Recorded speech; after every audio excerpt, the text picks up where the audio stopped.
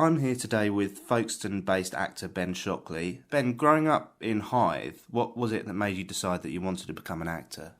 I don't think I'm grown up yet, actually. Well, I think my influences and inspirations probably started literally in the playground at school, playing and sort of playing in my parents' garden and that sort of stuff when I was a kid. Going to Saturday morning pictures, which we used to have here in the local cinema. Watching some great TV shows from the 70s, because that's when I grew up, like Starsky and Hutch, Alias Smith and Jones, Planet of the Apes, Land of the Giants, stuff like that. And seeing movies at the cinema with my parents, people like Clint Eastwood, Burt Reynolds, Paul Newman I was watching. And I think somewhere along the line I must have gone, I want to do that one day. And it's probably in the blood, because both my grandfathers actually were into their public speaking and stuff like that, and they used to do like comedy reviews at their work. And one of my grandfathers, in fact, used to run local cinemas here. We're talking about 70, 80 years ago, in Folkestone and in Sandgate. And my great-grandfather even used to run theatres in the area. So I guess maybe it was something I was destined for. How long have you been acting now, and what have been some of the highlights of your career so far? Well, I've been involved in the arts probably in some way since I left school, which was about 1982. And I was very lucky that the first job I ever got was at a repertory theatre in Folkestone, the Leeds Pavilion, which was the Leeds Club. It's now closed and has been for a while. And then after that I joined a two-man theatre company called the Mad Moles, and we sort of did comedy sketch shows, all over the place, student unions and that kind of stuff. We were based at the Metropole Arts Centre for about 3 years. And then my big, not exact break, but a sort of breakthrough was I did my sort of West End debut, and that was about 1997 in a play called Hurly Burly. I'm going to name drop a bit here, I'm afraid, sorry. No, we like name dropping, it's fine. I worked with David Tennant in that play and an actor called Rupert Graves, and I understudied Mark Benton and Andy Serkis. And I was very lucky to go on. Mark had to go, I think, to some sort of family do, wedding or something, and I got my chance to go on the West End stage, so that was fantastic. I've just made a connection in my head. A couple of weeks ago we interviewed Andy Coughlin, and he was telling us about Measure for Measure, his film, and he said about Mark Benton being in that. So is that where that connection is? Well, yes, because having worked with Mark years ago, weirdly, fast forward quite a few years, I then met Mark again at a local wedding here. Really strange. He was one of the guests and knew the bride, and it was weird. So kept in touch with him again since then, and we've been trying to work with him actually for the last few years, but obviously the lucky swine, he's been so busy he hasn't really had the time. So we keep trying to, or Andy keeps trying to push projects his way to try and sort of get him involved. And Measure for Measure seems to be one where, in principle, if Mark's available and we get the right backing and the right people are in place, then Mark will hopefully come on board. So after I did the West End play, I then joined a touring theatre company based in Andover in Hampshire, and again toured all over the country, bits of Ireland and that sort of stuff. And it was lovely being on the road, working in all these theatres, working with so many different sort of actors, seeing the insides of many different pubs as well, which is always a highlight when you finish work. We did the Scottish play as one of the tours, and I had to do this sword fight, of course. Hopefully by the end of the show we'd sobered up, so it was fine. That wasn't every show, by the way, just occasionally.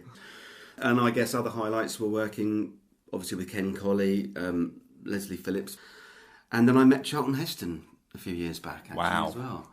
Tell me about that. Well, he was doing a play in London, I think it was the late 90s, 99, something like that, I think it was, with his wife, and I knew the company manager of the theatre, and I was a big fan of his work, from Planet of the Apes, which I'm a big fan of, blah, blah, blah.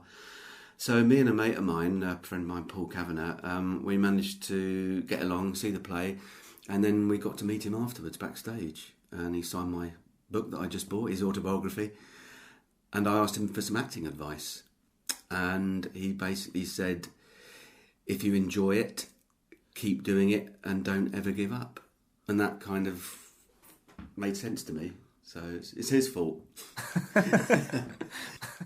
You're on here mainly today to talk about your film Death, which is due out on DVD on the 3rd of March. That's right, yeah. So could you just give us a brief outline of the plot and what sort of thing to expect from it? Yeah, we got an American release on the 21st of January as well, which is kind of weird. So we've got two different covers, and it's actually in America it's called After Death, but here it's called Death for some reason. Anyway, I have no idea why.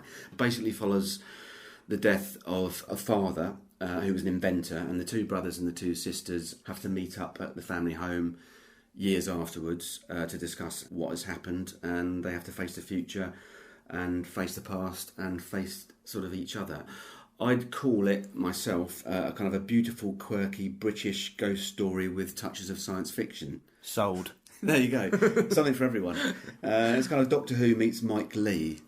Wow. It was just great to work with such a great ensemble cast, and the director managed to get some named actors in, as well as some sort of relatively unknown but experienced people, as the core. Yeah, so I've been dying to ask you, what was it like working with Leslie Phillips? Because he's a bit of a national treasure, really, isn't he? Ding dong. Yeah. Well, it was just lovely. I mean, I never thought, I'd watched him for years and listened to him on the radio and stuff like that, and thought I'd never worked with someone like that. And I did. And basically we worked with him at studios in Shepherd's Bush for our scenes with him. But yeah, it was very down to earth.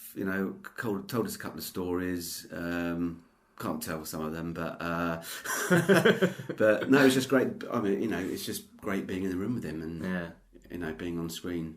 Tell me a little bit about the Papa Spike project. I've been seeing a little bit of this about online. There's a bit of buzz around it on Facebook, and I was curious to know a bit more about it, really.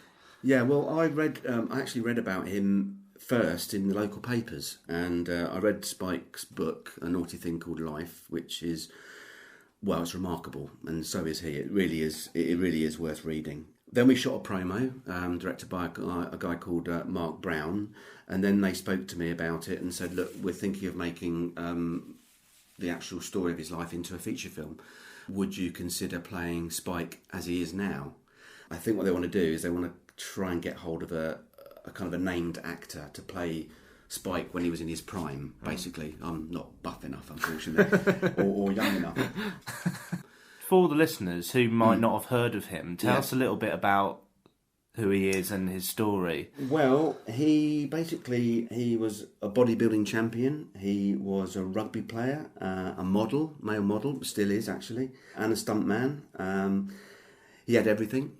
Women, cars, you name it, and then he lost it all to drugs, basically. And this tells of his fight back and the dangers of getting into certain substances, basically. And he's trying to make people aware what can happen.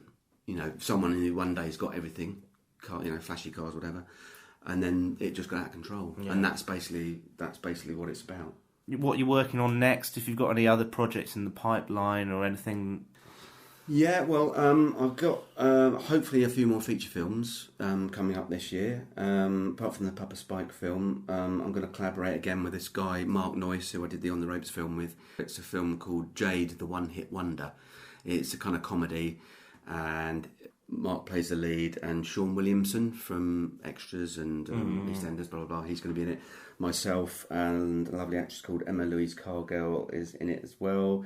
And then I'm doing a movie called Kaleidoscope Man, which is a science fiction film, which I'm playing a small role in. And I've got 2 feature films that have been finished, and we're trying to get a DVD release at the moment. A film called Landlord, which I shot in Bristol for a guy called Rob Ho. And also this Bigfoot film, which we've finished filming, called The Shadow of Bigfoot. Can I plug? Yeah, of course you can. Called www.benshockley.yolasite.com. You can find all what I'm up to next, and there's links to most of my feature films that I've been in, and where you can buy them and that sort of stuff. And then you're on IMDb as well. I am as well. Yes. Yeah. So check that out. I'll get a few more hits. Yeah. Right. Well, it's been lovely speaking to you. Thank you very much for your time, Ben. Cheers. Good to talk to you. Thanks a lot.